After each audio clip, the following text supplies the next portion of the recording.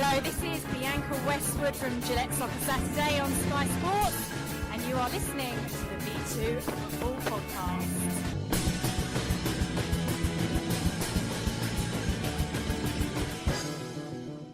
Hello and welcome to the V2 Football Podcast. I'm Chris Lappin and I'm delighted to be joined on the line by Daryl Willard.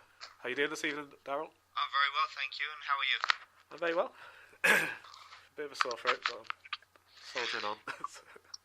So Daryl is a football coach with over 10 years experience working in the Premier League academies with Tottenham and Chelsea, and until recently was sports director at the Football Federation of Azerbaijan. So how did you get into the game? Did you start as a player? Or? No, I played the game and I loved the game like everybody really. Yeah. Playing for sort of the local sides. But I reached an age of about 15, 16, and I don't know what it was. I wanted to be a coach. Yeah.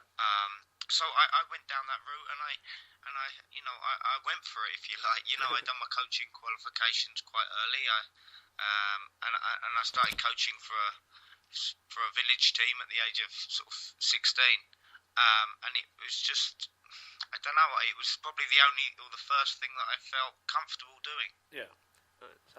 So I did read that your parents said that to get a proper job or something because you'll never make any money in coaching. So, yeah. Is that true? Yeah, absolutely.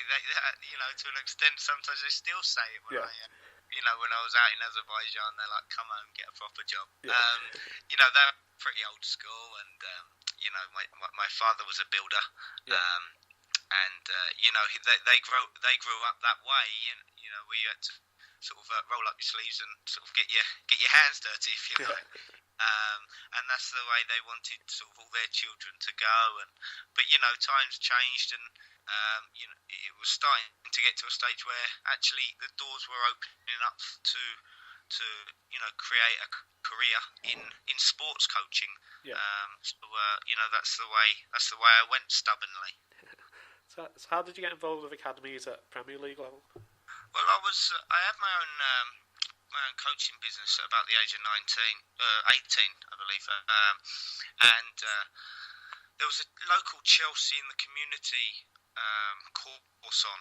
I got in touch with the guy Alf Blanford who was running the course at the time, and I just said to him that I would really like to come along and observe, and I'll pick up cones, I'll do whatever you want, no money, I just want to come along, and he agreed.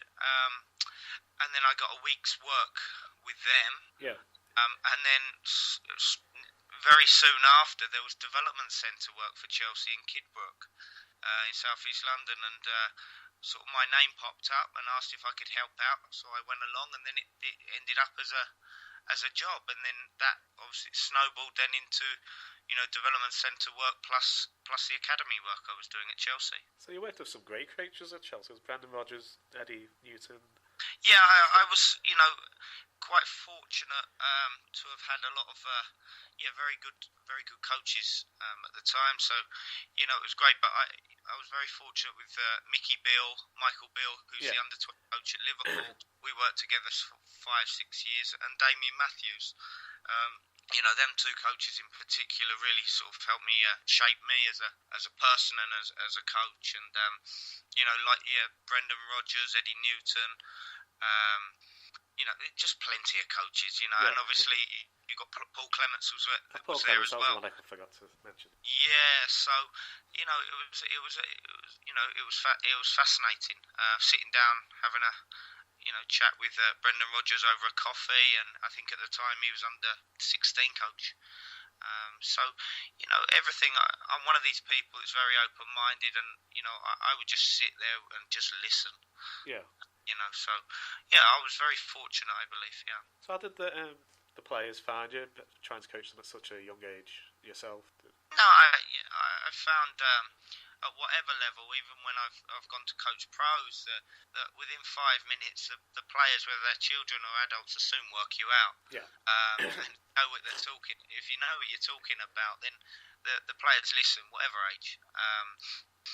So, my first year or second year, I was very fortunate to have had Rubens Loftus-Cheek for a couple of years. Yeah.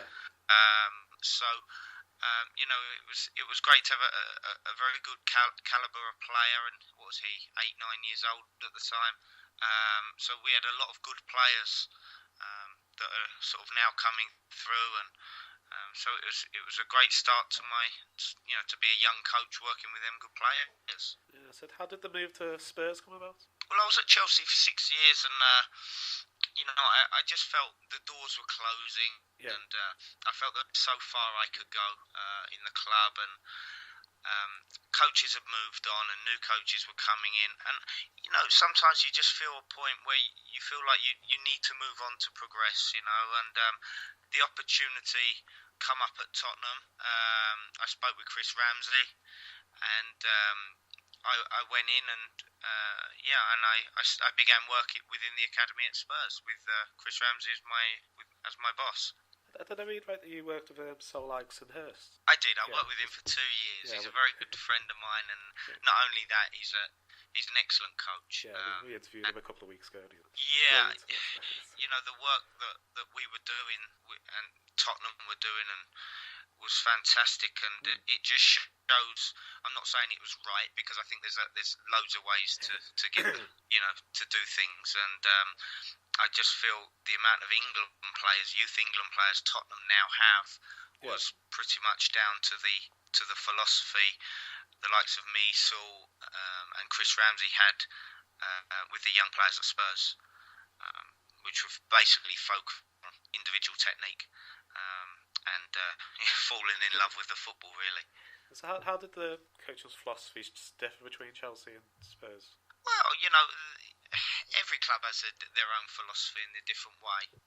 Spurs at the time were, they were looking for technical players mainly.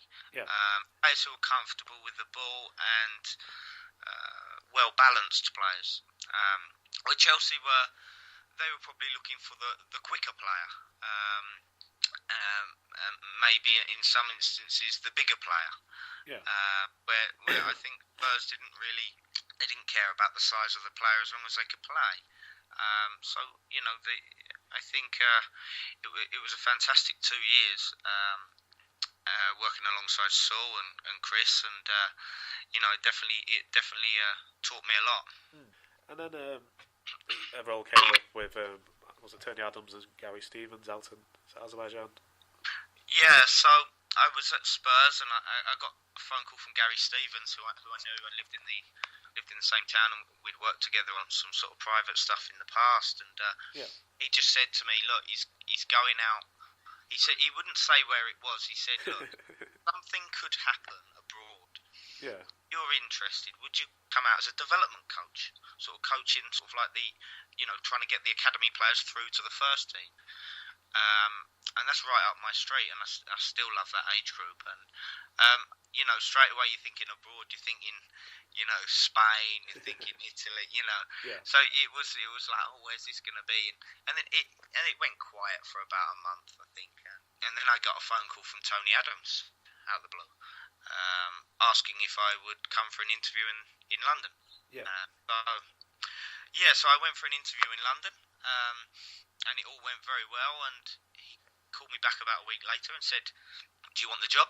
I said yes. He goes, "Right, okay, well, I need you out there in 3 days." So I packed up my suitcase, I left my life behind, and I jumped on the plane. So how did you find working? So you worked in academies and like British. So what's the difference between the British and Azerbaijani development philosophies, systems? Well, there's huge differences. I think in places, in many parts of the world, it's not just Azerbaijan. In the majority of the world, it is results are vital. I mean, we got there and it was a bit of a culture shock for the likes of me, where I come from Tottenham, where Chris Ramsey did not put any pressure and actually didn't really give a damn about results, academy results. It was all about producing the individual and improving the individual. And we went to Azerbaijan, and we saw sort of an under 11 match, and they'd just lost a game, and they're all in tears after the game, and the coach is trying to fight the ref, and it was and the parents are going crazy on the side, and it's quite a culture shock. But that's the culture, so you have to work with it. So it was a big big eye opener. So how did the role of the Azerbaijani FA come about? Well, I was at Gabala for 2 years working with reserves and the youth players and the first team, and my contract finished, and by that time Gary and Tony had left a few months earlier, and I come home for a few months. Then I got offered an academy director's job at another club in Azerbaijan. Yeah. So the work I'd done at Gabala was noticed. So I became academy director at a club called Azal Football Club, and I was there for a year.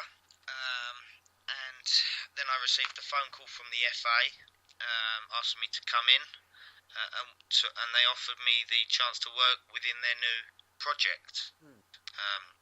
The project was to hire a few sporting directors from different nationalities. So there was 3 German, 3 Dutch, and 1 English, actually, as in me. Yeah. So our job was to work as a collective to develop players, develop national team players, and just try to change the footballing culture, and try to do things differently and educate coaches.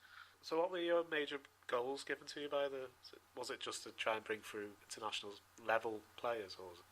Well, what was happening there was obviously not working. No. So that's the point of obviously bringing in foreign expertise is try to do things differently. I obviously had my philosophy. The Dutch had theirs, and it was probably quite similar to mine. And the German had theirs, so they wanted a nice mix of sort of different players coming through. So that was the aim, really, and we did get results. So it was nice to see. Yeah, so I imagine it being stupidly hot. So it was a technical based style work in that heat. Well, no, it's only stupidly hot for about 3 months. Oh, is it? And then for the rest of the time, it's not nice. Actually, we went. When I lived in Gabala was a bit different in the mountains. Oh, okay. And one time we had 6 months of snow on the ground. Wow. Baku, the capital, is different, but it could be windy for 5 months. Windy with rain and it's not nice. The weather didn't really affect the way you coach. No. In the summertime when it's hot, you train at 7 in the morning, or 7 at night. So on returning to the UK, I read that you found it very difficult finding a job. Do you think the club still put too much emphasis on you having a playing career above a good coaching career? Well, there's no secret about the fact that if you've had a playing career, probably more opportunities will arise. Yeah. And you when you finish, you see a lot of coaches jump straight into sort of an under-18, under-21 position now. So that does happen. And when I was younger, yes, it was difficult. But I've got to the stage where I'm older, and I've got my pro license, and now I don't think it really matters at all. No. I think people judge me for what I've done, and who I am now. But yeah, it does happen, but you got to get on with it, and it's just the way it is. You got to find ways round to achieve your goals. So was acquiring your pro license something you thought you had to do, or was it just something you wanted to do? Well, it's both. I had to do it, absolutely. Even, I've had my pro license for, 10 months or something last summer. Yeah. And I've had more job offers in 10 months than, probably 10 years. So getting the pro license has majorly helped, but that could also be the fact that I worked in Azerbaijan with some very, very experienced and good coaches in the Dutch and the Germans, where through them jobs have come up because they know I can do a good job. So yeah, you have to get your coaching qualifications to the highest you can, really. So if you go back what your coaching philosophy is, and what's the ratio between technical training and physical training you think should be? Excuse me, say that again. So what do you think the ratio of technical training and maybe tactical training or physical training should be? I mean, at a youth level, I mean. At youth level, well, I think it depends on the age. Yeah. You don't do any physical training below, I don't know, 12, 13 years old. No. Obviously you're going to do a lot of speed, agility, balance, coordination work. I think you can leave that for a lot later. Yeah. The one thing you have to do is produce footballers, and that's the priority. The strength side, etc., and the physical side can be dealt with at a lot later. So how intense do you think training should be at a development level? Extremely intense. Yeah.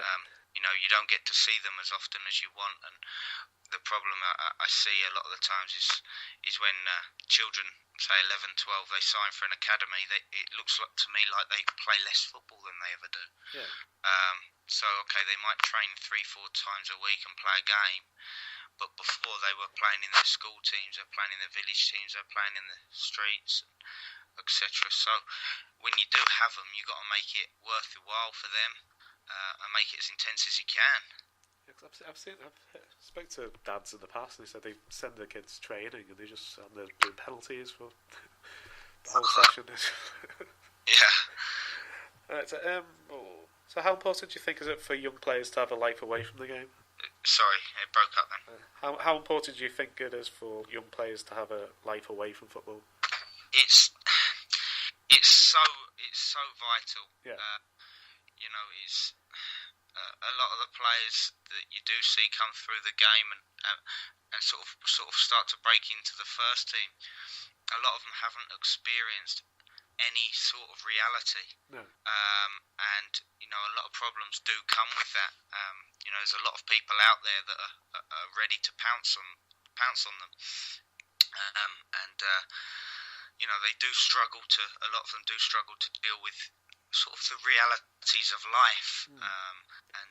It can be quite damaging and dangerous, Can you tell us about your current role at Buckswood School? Buckswood, yes. Buckswood, sorry. Well, it's a funny one.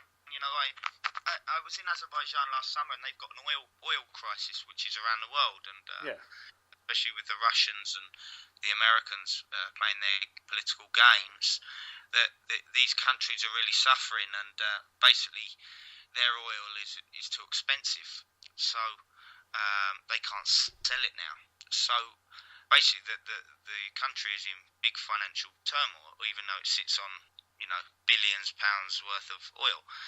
And so basically all the foreigners from every industry got told to pack up your bags and go as quick as you can. Yeah. So I looked for a job, and there was one or two things that were sort of not right, and then sort of this school popped up, and it was to run an academy at a private school and back in England. And I thought, okay, well, I got a wife and a young boy, and actually it's time to just sort of maybe have a couple of years back in a bit of normality and see where it goes. And so anyway, I started this position, and it's turned out to be just an incredible project we're on here. So the owner, he admits himself, isn't the most knowledgeable when it comes to football, but he's a businessman, and so I've got a private academy, so this independent school, and it's got a good education, and so he said to me, Daryl, just do something different with it, do something special. And I said, okay. So what I'm doing is just basically recruiting some of the best young talent that are unsigned in the world. And it's quite bizarre how it's going at the moment, but it's sort of clicking into place. I can't say, there's a few things I can't say just in case I ruin it, because they're still sort of ready to sort of sign contracts, etc. But I'm signing national team under 17 players from Africa and sort of the South America, etc. So we're getting a standard of player which is just incredible, and these are all signing for sort of September. Yeah. So next September we're going to have a team which will, we're talking about a school which will give Premier League academy teams a run for their money. Why we're doing that is to give them a platform to be seen by scouts and clubs in England, which they wouldn't have had in the past. Like yesterday, I've just come back from Manchester City, and I took my Japanese under 16 player. Yeah. And he was good enough for them. They admitted he's good enough. He trained with them, but they can't sign him because he's non-European Union. Oh, that's But there are a lot of ways round things, etc. Like Manchester City own Yokohama Football Club in Japan. So, and there's ways round things. There's clubs in Belgium, Holland, Germany, which, this Japanese boy will be good enough for. Yeah. So we're taking these boys who would never usually have had the platform to be seen, and now we're training them full time. And through the contacts that I and people I know have, we're giving them the opportunities to be professional footballers. So do you play in a league, or do you just play friendlies? Or? We're playing various competitions. The biggest competition at the moment we're playing is the English Schools FA. So that's a national competition. Yeah. So, we'll be looking to go and win it next year at various age groups, because I think we're strong enough to win to be the best school in the country with the players that we'll be getting in. So a couple of clubs have already, as in top Premier clubs, have already been on the phone to me, heard about this project. So it's a funny one. I never thought this could sort of, I never thought I would be satisfied at the moment being at a school. Yeah. But the way it's going, I work with really good players, and I love developing young players and seeing them play professional, and that's what I've done all my life. So, like I said, it may be the time of my life as well where I just need a few years to settle my family. So yeah, we'll see. Yeah. So what? So short term goals to stay at the school. What are your long term goals? Was it to? You've not thought that far. I stopped making long term goals when I went to Azerbaijan. All right. Okay. Because I never in a million years thought I'd be in Azerbaijan. So it just proved that you just don't know what is going to go on and what's going to go on around the corner. And I have my ambitions to be, a manager, a coach, etc. at a top level. I still do that, but there's a big world out there of football as well. I've been offered a national team job out in Asia recently, and I just turned it down because of my personal situation at the moment. So. My son needs to go to school, and I definitely wouldn't at the moment uplift him. And at the same time, I don't really want to leave my family again. So wherever I go next, I want to be with my family. So at the moment, this is right for me, and like I said, you just don't know what's around the corner. No. Well, I've really enjoyed speaking to you today. Before you go, do you want to plug your social media? Yeah, so Twitter at Daryl Willard. Also, the school project is at Bucks Lions. So it'd be great if any of you, anyone out there fancies friendly games, etc. We'll quite happily travel. I'll put all these links in the description below. Anybody? Fantastic. Yeah. Yeah. So I really enjoyed speaking to you today. I'd love to have you on again in the future. Give us an update on your career. If you want to come on our main podcast and discuss the week's news, if you want. Absolutely, and thanks for inviting me on. Hello, this is Bianca Westwood from Gillette Soccer Saturday on Sky Sports, and you are listening to the V2 Football Podcast.